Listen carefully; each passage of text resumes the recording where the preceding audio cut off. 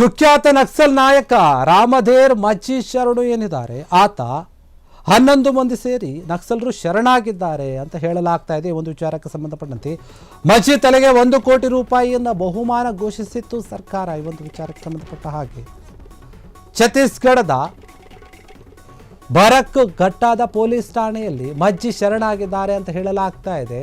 ಮಜ್ಜಿ ಸೇರಿ 11 ಜನ ಶರಣಾಗಿದ್ದಾರೆ. ಮಜ್ಜಿ ತಲೆಗೆ 1 ಕೋಟಿ ರೂಪಾಯಿ ಬಹುಮಾನವನ್ನು ಘೋಷಿಸಲಾಗಿತ್ತು. ಈಗ ಇವರು ಛತ್ತೀಸ್ಗಢದ ಬರಕ್ ಘಟ್ಟಾದ ಪೊಲೀಸ್ ಠಾಣೆಗೆ ತಲೆಬಾಗಿಸಿ ಬಂದಿದ್ದಾರೆ. ಮಜ್ಜಿ ಜೊತೆಗೆ ಚಂದು, ಉಂಡೇಸಿ, ಲೀಲಾದಿ, ಜಾನಕಿ, ಪ್ರೇಮ್, ರಾಮಸಿಂಗ್, ದಾದಾ, ಸುಕೇಶ್, ಪೊಟ್ಟಂ ಏನಿದ್ದಾರೆ ಇವರೆಲ್ಲರೂ ಕೂಡ ಶರಣಾಗಿದ್ದಾರೆ ಅಂತ. ಅವರ ಜೊತೆಗೆ ಲಕ್ಷ್ಮಿ, ಶೀಲಾ, ಸಾಗರ್, ಕವಿತಾ ಮತ್ತು ಯೋಗಿತಾ ಎಂಬ ನಕ್ಸಲರು ಶರಣಾಗಿದ್ದಾರೆ ಎನ್ನುವಂತಹ ವಿಚಾರ.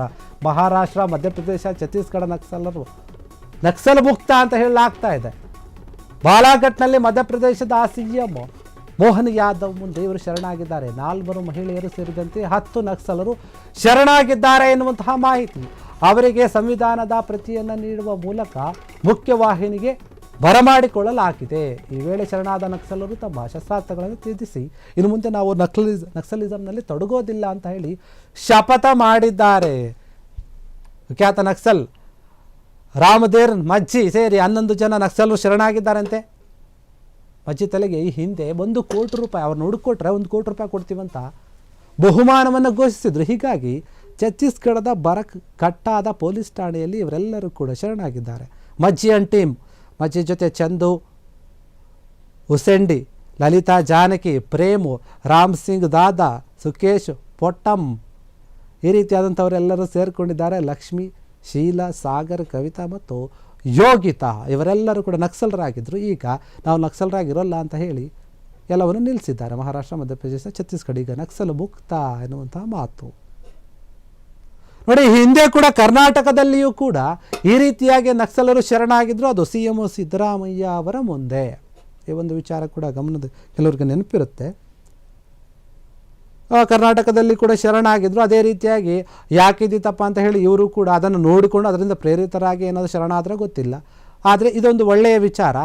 ನಕ್ಸಲರು ಯಾಕೆ ನಕ್ಸಲಿಸಮ್ನಲ್ಲಿ ತೊಡಕೊಳ್ತಾರೋ ಗೊತ್ತಿಲ್ಲ. ಅವರಿಗೆ ಅವ್ರದ್ದೇ ಆದಂಥ ರೀತಿ ಕೆಲವೊಂದು ಇರುತ್ತೆ. ಆದರೆ ಈಗ ಇದ್ಯಾವುದು ಬೇಡ, ಇದರಲ್ಲೇ ನಾವು ಮುಂದುವರೆದ್ರೆ ನಮ್ಗೆ ಉಳಿಗಾಲ ಇಲ್ಲ ಅನ್ನೋಂಥ ರೀತಿಯಲ್ಲಿ ಯೋಚನೆ ಮಾಡಿಕೊಂಡು ಎಲ್ಲರೂ ಬಂದು ಕೂಡ ಶರಣಾಗಿದ್ದಾರೆ. ಅವರನ್ನು ಅಲ್ಲಿನ CM ಅವರು ಮುಖ್ಯ ವಾಹಿನಿಗೆ ತಂದಿದ್ದಾರೆ. ಅವರ ಕೈಗೆ ಒಂದು ಸಂವಿಧಾನದ ಪ್ರತಿಯನ್ನು ಕೊಡುವ ಮೂಲಕ ಎಲ್ಲರನ್ನೂ ಕೂಡ ಮುಖ್ಯವಾಹಿನಿಗೆ ತಂದಿದ್ದಾರೆ.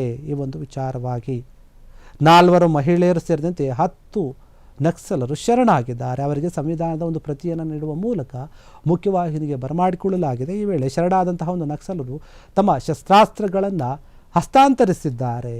ಇನ್ನು ಮುಂದೆ ನಾವು ಈ ರೀತಿಯಾಗಿರೋದಿಲ್ಲ, ಒಳ್ಳೆಯ ರೀತಿಯಲ್ಲಿ ಸಮಾಜದಲ್ಲಿ ಬಾಳ್ತೀವಿ, ಎಲ್ಲರಂತೆ ಬಾಳೋಕೆ ನಮಗೆ ಅವಕಾಶ ಮಾಡಿಕೊಡಿ ಅಂತ ಹೇಳಿ ಅಲ್ಲಿನ ಸರ್ಕಾರದ ಮುಂದೆ ಕೇಳಿಕೊಂಡಿದ್ದಾರೆ. ಬಂದು ಶರಣಾಗಿದ್ದಾರೆ. ಹೀಗಾಗಿ ಅವರಿಗೆ ಸಂವಿಧಾನದ ರೀತಿಯಲ್ಲಿ ಯಾವ ರೀತಿಯಾಗಿ ಅವರಿಗೆ ರಕ್ಷಣೆ ಕೊಡಬೇಕು ಅಥವಾ ಶಿಕ್ಷೆ ಏನಾದರೂ ಕೊಡಬೇಕಾ, ಈ ರೀತಿಯಾಗಿ ಏನೇನಿರುತ್ತೆ ಅದರ ನಿಯಮವನ್ನು ಪಾಲಿಸ್ತಾರೆ ಮುಂದಕ್ಕೆ. ಕ್ಷಣ ಕ್ಷಣದ ಸುದ್ದಿಗಳಿಗಾಗಿ ಫ್ರೀಡಂ ಟಿವಿ ಸಬ್ಸ್ಕ್ರೈಬ್ ಮಾಡಿ, ಲೈಕ್ ಮಾಡಿ ಹಾಗೂ ಫಾಲೋ ಮಾಡಿ. ಹೊಸ ಸುದ್ದಿಗಳ ನೋಟಿಫಿಕೇಶನ್ಗಾಗಿ ಬೆಲ್ ಐಕಾನ್ ಮೇಲೆ ಕ್ಲಿಕ್ ಮಾಡಿ.